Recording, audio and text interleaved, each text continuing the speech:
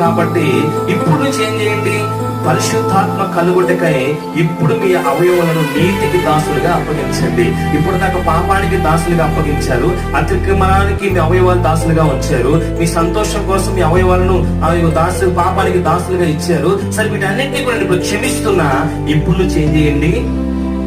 ఏ దేవుడండి అలా చెప్పేది? ఏ భర్తన చెప్తాడు ఇలాగా? నువ్వు ఇప్పుడు నిన్నదాకా పాపంలో ఉన్నావు కదా, ఈ రోజు నుంచి పాపం చేయకుండా నేను చూసుకుంటా అంటాడా?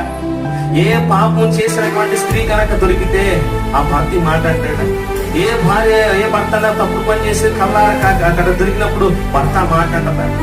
పిల్లలు ఏదైనా భయంకర పాపం చేస్తే తల్లిదండ్రులు మాట అనగలరా?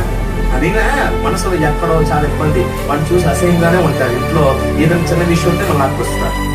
కానీ సర్వశక్తిగా దేవుడు మాట్లాడుతున్నాడు, ఇప్పుడు దాకా అతిరిపానికి అప్పగించావు కదా, ఇప్పుడు దాకా పాపానికి అవయవాలు అప్పగించావు కదా,